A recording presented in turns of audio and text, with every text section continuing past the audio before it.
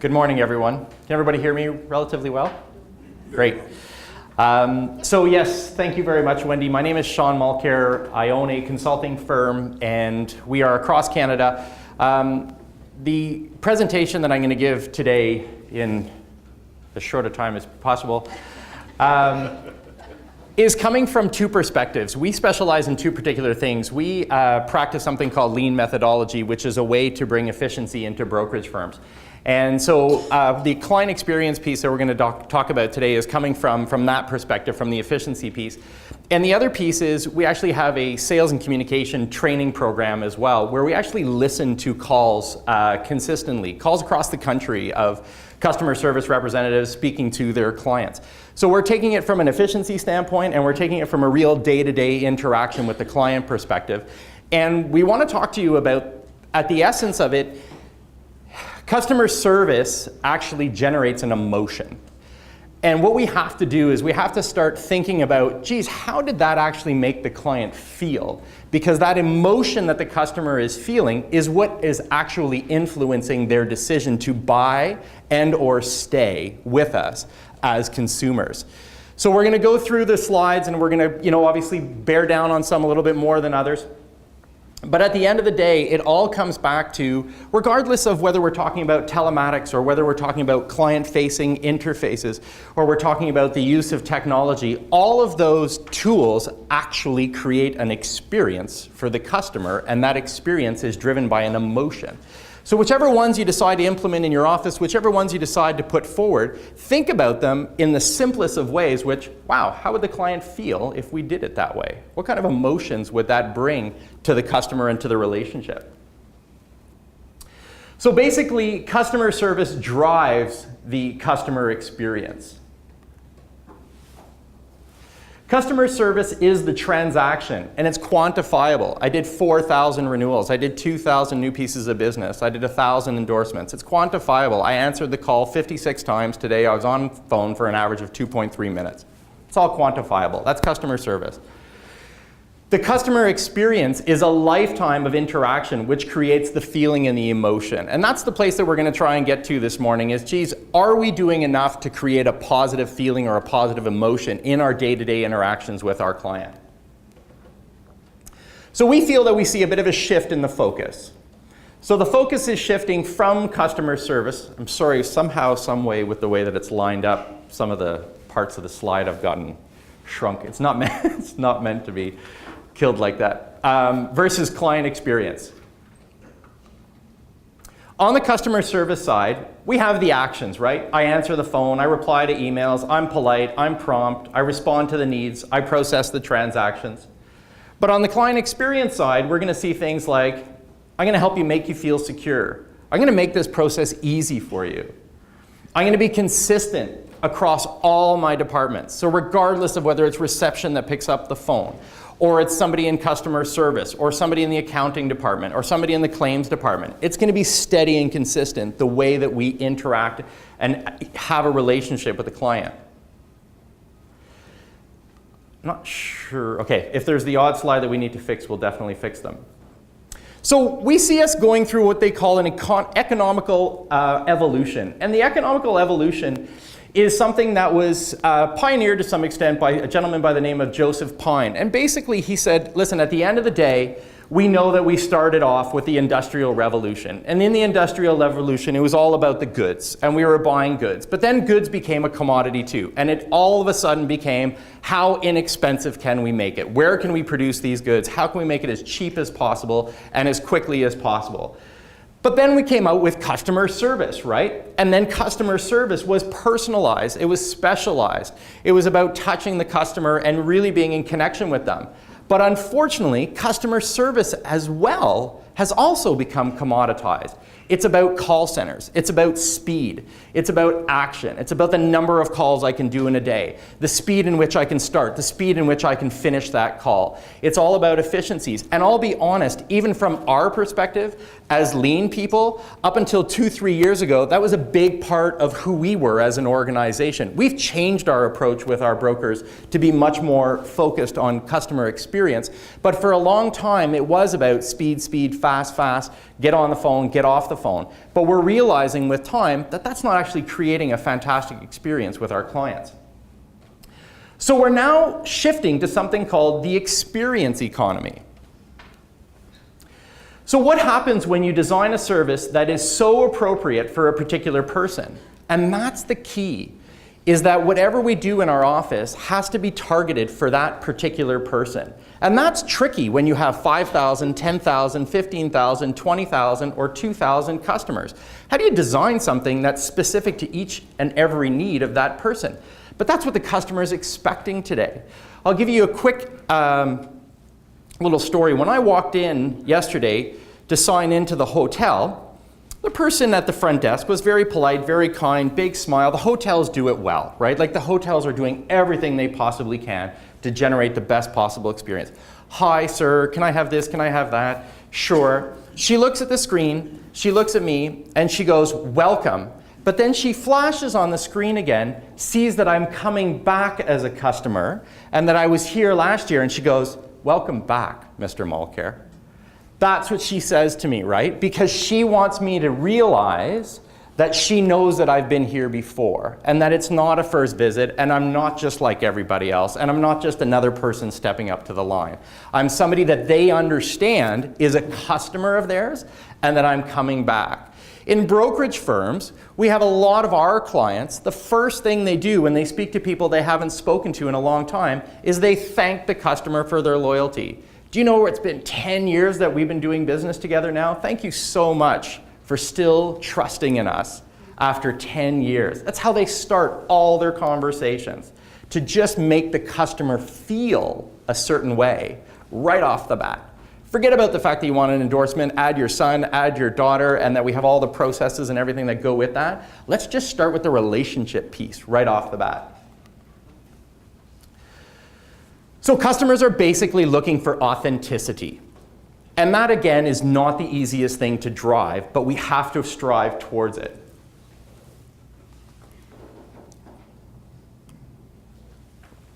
Then we talk about the Walt Disney approach. Disney got it from the start. Okay? Disney understood we're going to charge big bucks for people to come here, but once they're here, they're all going to say, wow, this is fantastic. I got to tell everybody about this place. I got to come back. I know it cost me money, but this is great. I can tell you two really quick Disney stories. I was at Disney about 5 years ago with the kids. Beautiful day, gorgeous, sunny, hot, had an amazing time. Get back to the parking lot. Who has absolutely no idea where they parked their car? Right here. Okay? Right here. And let me tell you, the parking lots are pretty big.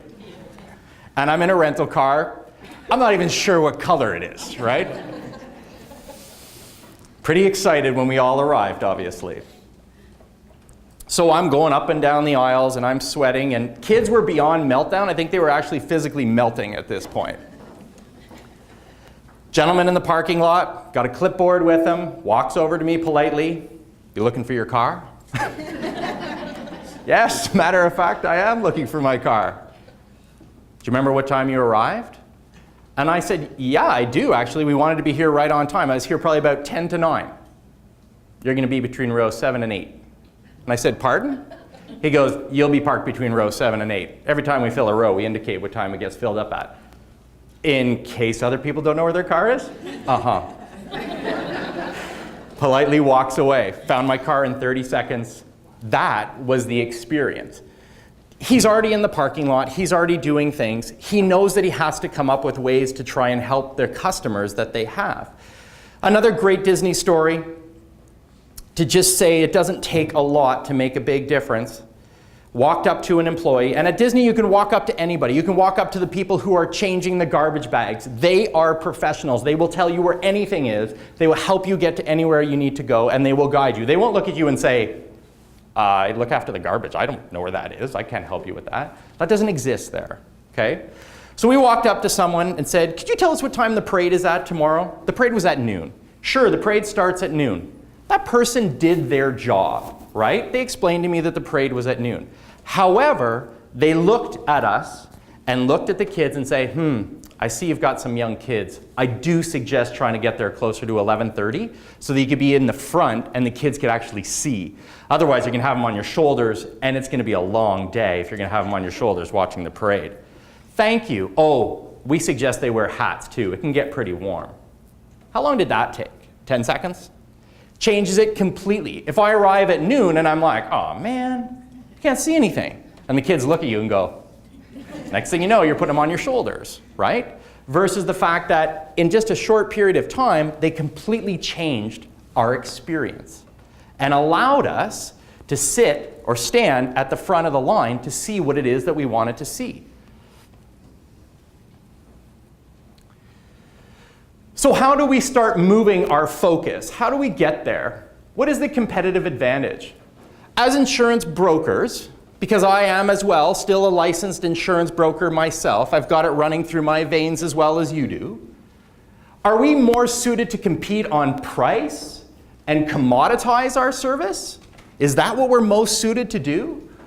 Or to drive a more authentic experience to our customers? What is our competitive advantage? Are we about price and commoditization? Or are we about personalizing our service and understanding who our customer really is? Service industry standards, they're on the change. They're changing everywhere. We're going to talk about body shops or repair shops, coffee shops. Look at Starbucks today, right? You're going in there, you're listening to a certain type of music. They've got couches. Some of them have fireplaces. They probably keep the temperature at a certain degree as well so that you want another coffee to stay warm, right? They're figuring out everything they possibly can to drive a certain experience. The grocery stores are unbelievable. They're changing all of them. They're renovating all of them. Lighting, colors, displays, absolutely everything. Why? For the emotion that it drives internally to go, oh, I like that. I'd love to have that, right? So in our industry, as insurance brokers, we have a tendency to compare ourselves to the directs, to the agents, to the banks. But our customers compare us to anybody who offers any service at all. They're not just comparing us to other people who sell insurance. They're comparing us to the people who sell any service, whether it's hydro, whether it's telephone services, whether it's a repair shop, whether it's a coffee shop. They compare us to anybody that they get any sort of service from, period. So our true competitor is what is everybody who offers a service doing and offering. Those are our true competitors because those are the benchmarks. And to Wendy's point about the article that Pat was mentioning, the customer is saying, well, I can get this information electronically when it comes to a bunch of other services that I have. Why in insurance is it not available, or why is it difficult? And that's where the target really becomes.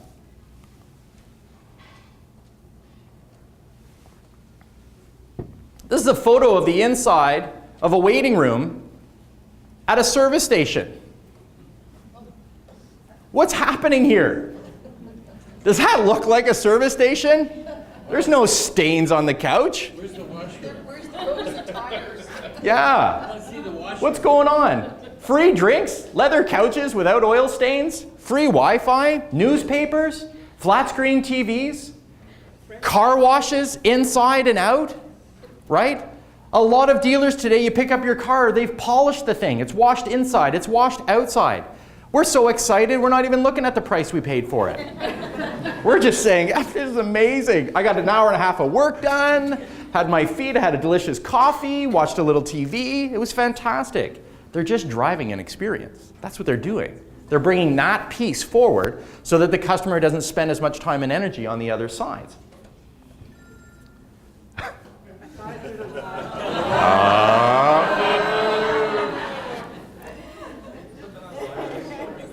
It is on vibrate only. I have no clue what happened.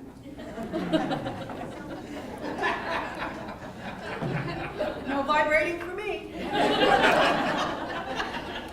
Sorry, Sean. No problem.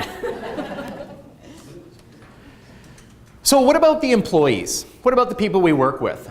So I'm not going to get into it too much in-depthness because obviously Alex is going to be speaking about it. But from our perspective as consultants, employees want to transition from being order takers, right? There are very few employees who go, yeah, let's set up a call center where I know absolutely nobody and I just take one random phone call after the next. I can't wait for that part, right? It's not in us to want to get all excited about that concept. It's also statistically proven that the number of referrals that an organization receives from its customers is directly related to the way in which the actual employee feels towards that brokerage firm or towards their employer. So when your employee is super excited about where they work and they love the fact that everything is going in the direction that they want it to go in, you will see more referrals coming into your business because of that, because they are going to become promoters of your organization. Again, I go into offices and I sit around and I ask 15, 20 people that are there, how many of you ask for referrals?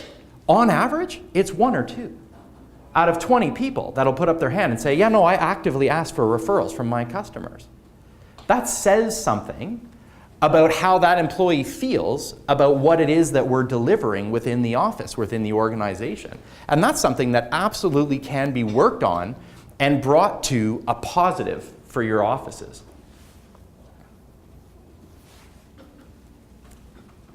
From our perspective, when we go into an office, in 80% of the brokerage firms that we work with, the number one producer in that organization is the clients. It's the customer base.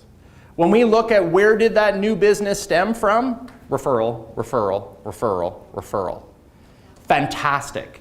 What we need to do is increase the volume. We need to bring in more referrals. It is a great deal of where our business comes from. However, it really needs to be increased, and it can be easily increased.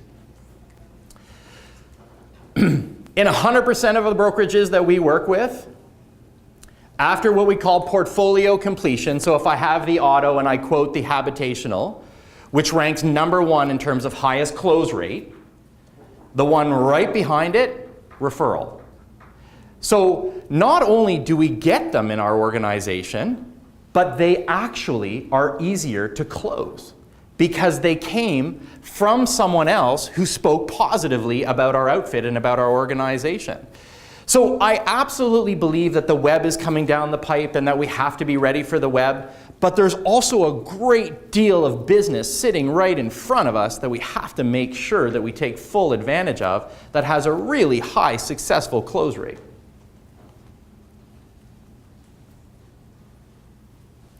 Thank you, Wendy. You're welcome.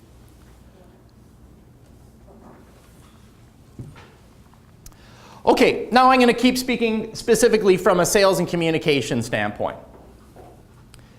Who's heard of the notion perceived value? Has anybody ever heard of that expression before? What is the perceived value? What we sell has a perceived value, and I have a slide that'll explain it. But at the end of the day, let's be honest. I send you 14 pages of small black and white print, okay, with legal jargon on it that's very complicated to read and understand, and I stuff it in an envelope and mail it off to you. How much is that truly worth to the consumer when they pop open that envelope? I put you in a Mercedes, you can smell it, you can taste it, you can drive it, you can turn it on, you can hit the gas, you can hit the brake. I can do things to change your mind about driving one type of car versus another. But when I send you an envelope with 14 pages, and I ask you, how much is that baby worth to you? Most people go, I'm not sure, but I'm going to check around to see if there's another baby just like this for less. And that's what we're dealing with. That's what the struggle is. That's the piece that we have to work on, is to say, how do I change the actual experience? So as the experience improves, the perceived value of what it is that the customer is buying goes up. And that's where we start to compete on a toe-to-toe basis with our competitors.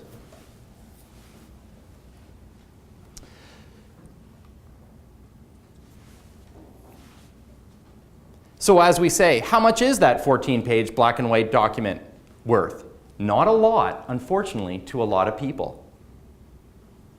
66% of consumers say they're willing to spend more with a company that they believe provides excellent customer service. So we come back to the service being the key. Those are the actions, those are the daily things that we do, but those actions actually drive the experience, as we were saying at the beginning. So the more that we can do to be able to bring these types of pieces forward in our organization, the more we're going to be in a situation where the customer is going to go, I get it, I understand that it's a little bit more expensive, but I'm really happy, and I definitely want to stay. Does that make sense? Do we see any of this in our day-to-day? How many people in the last month have been able to convince a customer to stay with them even though it was more expensive? Right. So what are some of the things that you're doing to be able to have that conversation with the customer? What are you doing to create that perceived value? Willing to share? It's all the relationship. The relationship. Trust. Trust. Value-added services when they become tangible to the customer, and the relationship. So we agree that if we have a decent recipe, the customer will weigh the two. It's the famous pros and cons, right? The pluses and minuses. It's easy to say that the list of minuses is, well, you guys are more expensive. That goes under the minus side. If we can make a substantial list of pluses and advantages, then it balances out. We can weigh it. If we have 0 on the plus side and we only have the premium on the minus side, then the customer usually says, sayonara, I'm out, I'm moving on. It is truly that the customer is going to think about. What are the pluses versus the minuses? How are we doing time-wise? Pretty good? Yeah. Yeah? 15? I think I can do that.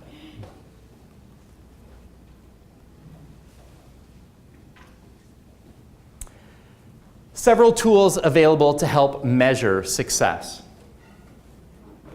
So the other thing too is, if in an organization you decide that you're going to put forward some changes and you're going to think about ways in which you can improve the famous customer experience, I think it also makes sense that you can measure whether it's working or not.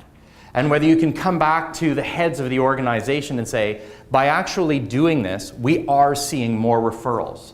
By doing this, our retention is going up. There are ways in which we can measure it. So we've spoken a lot about Bill Morris. Navicom obviously has ways in which they can survey customers and get a good appreciation for how is the connection going between the services that we're offering as a brokerage firm and the expectations and the experience and the engagement that the customer is feeling on the customer side. And again, as brokers, you also have the BBIC program, which is a great way to start getting closer and closer to reaching the goals that you have of touching the customer in a way that says, yeah, we have a great relationship together. There's other programs that exist out there too. Anybody ever heard of one called the Net Promoter System? I'm going to show you a slide from the Net Promoter System in a few seconds. It's a very simple process that basically asks one question. How likely would you be to recommend a friend to our organization? One question. Ask your customer, would you be an advocate for us? How likely would it be that you would be an advocate on a scale of 1 to 10? 10, I'm doing my job right. 2, I'm not doing my job right. I'm not driving the experience. This customer is still with us, but I'm not wowing them. There is no wow moment. Beyond Philosophy, another consulting agency out of the United States that specializes just in different forms of tools and strategies around building client experience for your customer base. They believe that it's all about advocacy. It's all about the customer not just being somebody who helps refer, but somebody who believes so much in your organization that they literally promote you on a regular basis. If you get to that level of customer base, you're in the money. You're rolling in the process of wanting to drive the customer to where you want them to be. And that is really a strong ability to have that with your customer base. So this is what the survey looks like for them. Again, one question. How likely is it that you would recommend us to a friend on a scale of 1 to 10? And they basically subtract all the pluses from the minuses, and they come up with a net score. And they base their organization on a simple strategy like that. They ask another question as well, which is there one particular event that occurred that decided or helped you decide on the score that you gave us.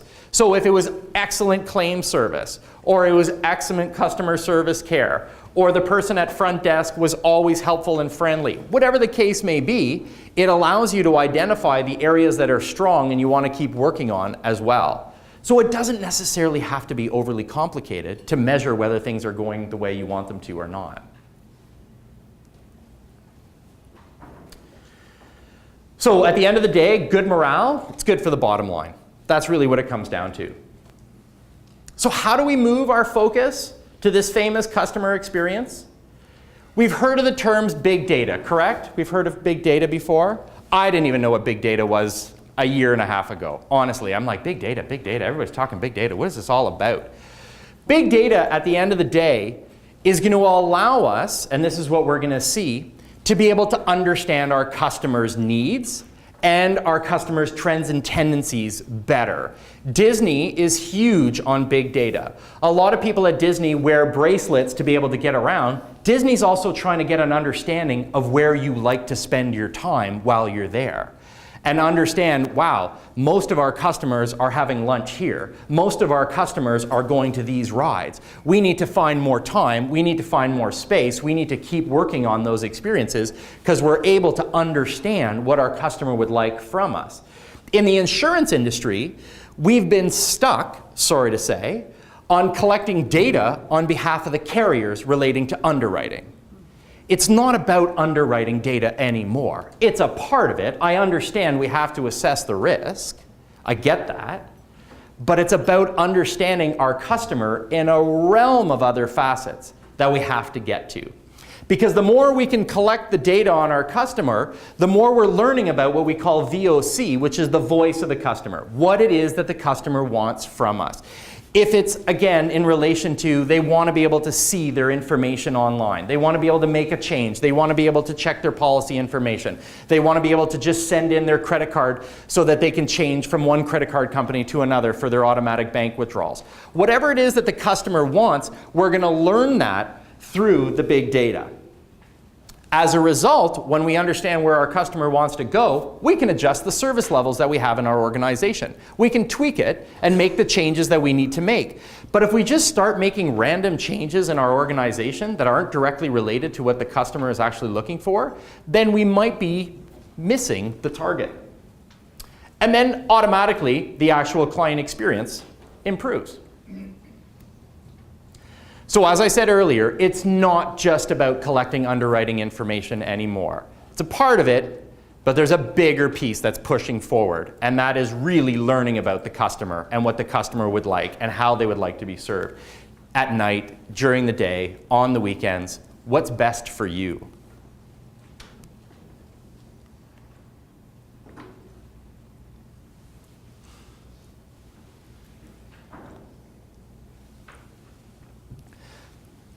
By understanding the big data and the voice of the customer comes back to that authentic experience that we're able to drive.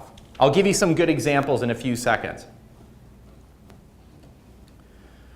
So client preferred method of communication. Schedules and availability. When is the customer available? Again, nights, weekends, when should we reach out to them? What's our client's age? What are their pastimes? What's their education? How old are our clients' children? What are their pastimes? What are their educations? What kind of vehicle types do they have? Do they normally rent? Do they normally purchase? Why? I'll show you in a few seconds. Sorry, again, the slides get a little squished. Does anybody know or anybody ever heard of the company called Zappos? Anybody ever shopped using Zappos? Okay. Zappos is an online shoe store created by somebody named Tony Hsieh. Tony Hsieh started Zappos in 1999 with 0 customers. In 2009, he sold Zappos for $1.2 billion to Amazon. Okay? And Tony Hsieh, although quiet and seemingly reserved, is all about driving the client experience. He's all about giving the customer as much as they possibly could want in terms of service. And this is from an online company. So again, it doesn't matter whether you build a fancy website. It doesn't matter whether you get whole hog on telematics and decide you really want to get invested in it. It's about the experience that you drive and the emotion that you bring across by doing it. So in all lines, those are mediums. Those are just the ways in which you try and achieve the goal and the objective that you have. I'll click on this for 2 seconds just so that you can see a small video from Tony Hsieh, and he calls it the wow.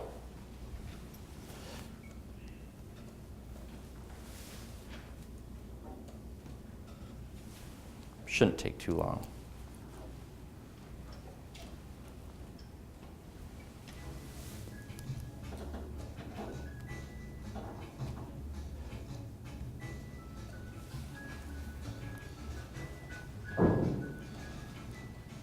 So one of the things that was famous towards is customer appreciation and loyalty. Talk about some of the specific things that you've done that really engender that. We put our 1-800 number at the top of every single page of our website because we actually want to talk to our customers, and that's how we develop that personal emotional connection with them. The telephone is actually one of the best branding devices out there because you have the customer's undivided attention for 5 to 10 minutes, and what we found is if we get the interaction right, customers remember that for a very long time and tell their friends and family about it. So we don't have scripts. We don't measure call times trying to get customers off the phone in the name of efficiency. We don't try to outsell. We really just try to provide that really human connection to deliver the best service possible. We basically just tell our reps, just use your best judgment. It's not a policy of, oh, if it's over this dollar amount, then you have to get supervisor approval. Really just do what you think is right.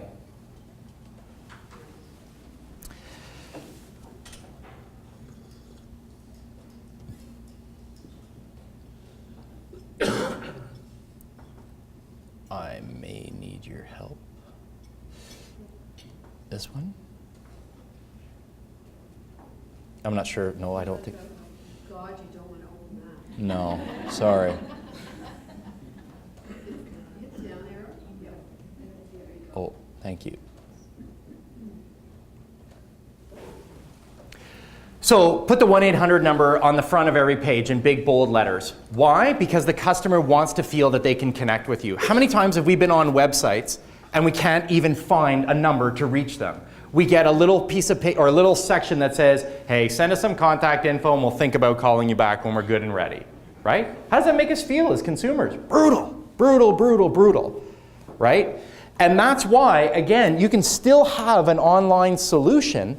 It's about the emotion. Again, he has a call center. He welcomes people to call in. He's not trying to time them to see how quickly they get off the phone. He wants them to stay on the phone if they're driving the relationship, because by driving the relationship, they're absolutely going to increase the value of the organization and bring in more customers. This is a standard workflow that we would have a tendency to design, or we would have had a tendency to design about 2-3 years ago. What we're doing, as we said at the beginning, is we're changing the way that we do our workflows so that they're not just oriented towards the steps in the process that the brokers and the technical assistants and the employees go through, but what about the pieces where we touch and connect the customer? Where are the elements in here where we have an opportunity to wow? Where are they? Do they even exist? Is there one? Should there be more than one? Should there be 3? Should there be 4? How many times are we wowing the customer in a 20-step, 25-step new business endorsement renewal process where the customer goes, oh yeah, no, I now remember why I'm here with you. This is where the processes need to change in order for you to look not just internally at efficiencies, but externally at the experience. So within your own organization, within your brokerage firm, where can you start? Personally, I think you start by calling yourselves. I do. I think for organizations, they should actually reach out and call their own office and see what kind of experience they get. Give yourselves a call and see how it goes. See what it was like, and then you'll get a good perspective right off the bat for areas as consumers yourselves, like, yeah, these are some areas that I think I can improve. How did we sound at reception? We call the receptionist the director of first impressions. That's really what they are, right? How many calls go to voicemail? Man, 400 customers call us today, 200 of them are going to voicemail. Is that really the target we're shooting for? Or we want something better than that? How many times do we want to be able to pick up the phone right off the bat versus the fact that it's going to call to the voicemail? What percentage of our calls can we answer effectively the first time? We'll get into the specifics that the customer is looking for from an experience standpoint. I can tell you right off the bat that when the customer calls in, he's expecting that in that conversation that you have, that it gets resolved that first time in a timely manner. That is just the expectation that the customer has. We look at things called lead time, process time, accuracy of information. Those are all ways to be able to measure. I wrote a new piece of business. The customer didn't have it in their hands for 30 days, 40 days before they actually had it in their hands. I did the renewal 2 days before it came due. Those are things that we need to measure, again, to get an appreciation of the experience. Use voice recording. If there's one tool that I could recommend to brokers, it is voice recording. Buy it, use it as a training tool and as an understanding of how your customer is being serviced.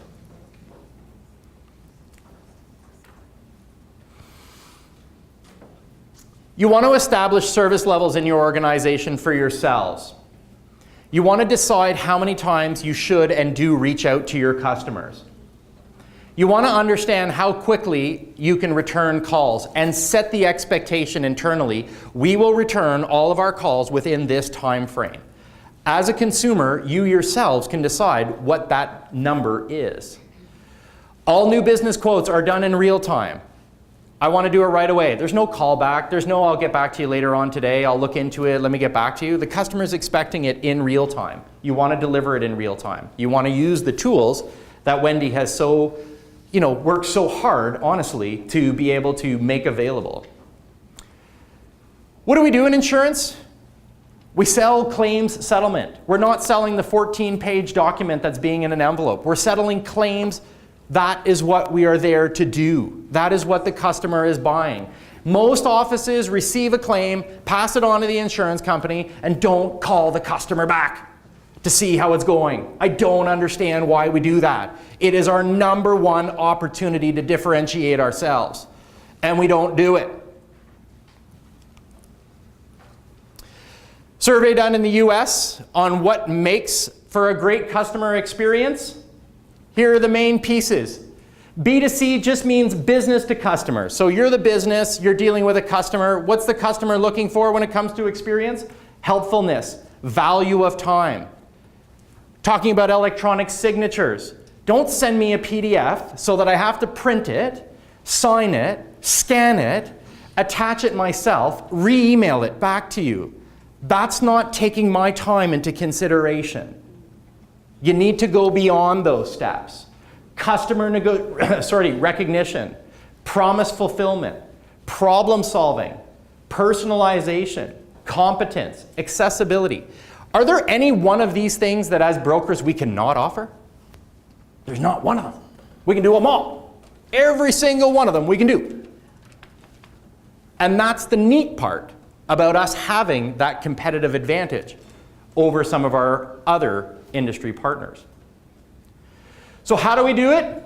With technology, with all the pieces that have been brought up to date, with all the pieces that you're going to see throughout today. It's all about using the tools that you have to your ability to be able to drive that experience.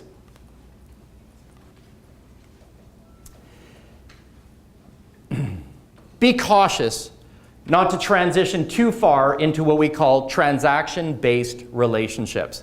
Because then, unfortunately, in my opinion, you don't differentiate yourself from your competitor. Your competitors already live in that space.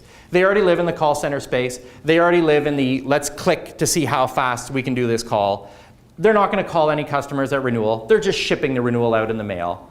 And so you have to decide, where can I compete? Where's the space that I can compete? Start small within your organizations. Take it one step at a time. 50% of the now is better than 100% never. So don't take on projects that are too big or that you don't have the resources to do. Take on small projects, do them one at a time. They'll get better with time. Work with what you can change, not with what you can't. We do spend a lot of our time being frustrated about whether it's technology or other pieces that we can't actually do anything about for the time being. But there's a ton of stuff that you can do right now that you have the power to control within your organization that would make a huge difference in the relationships that you have with your clients. So focus on the ones you can change and keep working on the ones that down the road will make a difference. And the last piece that you sort of see is don't quit, right? It's a long road. You have to really make it all the way around all the bases to be able to score. You can't stop at second and say, that's good enough. You got to make it all the way around. So you can't quit. You got to keep it up, and you will get there. So I had a little video that I wanted to show you, but it's not, can't see it, and I don't have time. So that's fine.